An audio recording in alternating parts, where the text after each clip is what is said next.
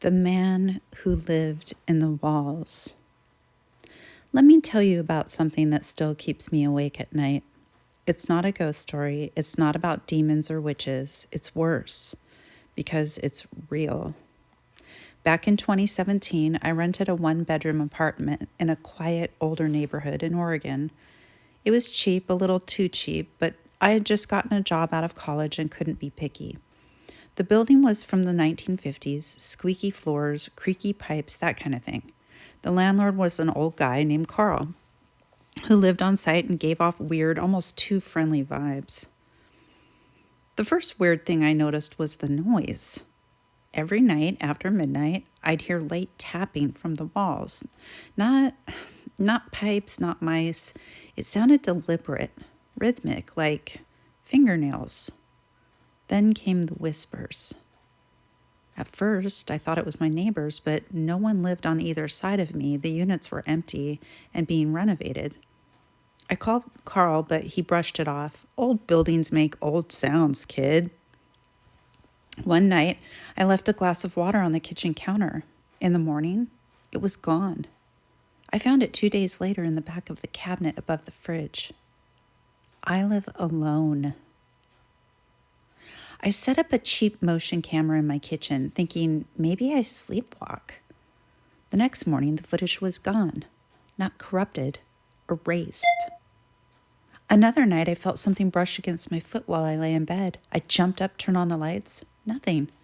But under the bed, I found a small yellow scrap of paper.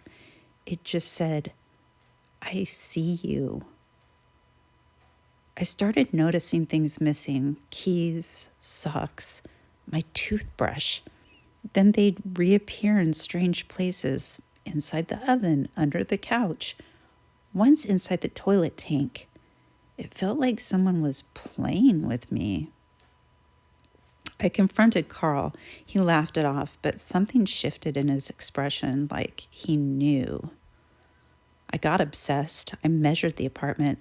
The dimensions didn't make sense. There was a missing 2 feet of space between my bedroom and the next unit. I knocked along the wall. It was hollow. I punched a hole in the drywall. Behind it, darkness and a crawl space. It reeked like rot and sweat. I pointed a flashlight in and nearly dropped it. There were photos of me, sleeping, eating, in the shower. Dozens of them, strung across a wire like some sick art project. And further back in the darkness, I saw a mattress, a bucket, and food wrappers. Someone had been living inside my walls. I called the police immediately. When they searched the crawl space, it was empty, but they believed me. They found fingerprints, DNA. A man had been living there for months. He was never caught. I moved out that day, stayed in hotels for a while, but it wasn't over. 2 weeks later, I got a package, no return address. Inside was a single Polaroid. It showed me sleeping. And in the corner of the photo, barely visible in the shadows, was a man, dirty, thin, eyes wide, smiling. I changed my name, moved across the country. I don't post photos. I don't share my address. But sometimes I still find things missing. A sock, a spoon, a glass of water. And once I found a new Polaroid on my pillow. This time, it was taken from the closet. I don't know how long he's been following me, but I know he's still out there. He lives in the walls, and he's always watching. The end.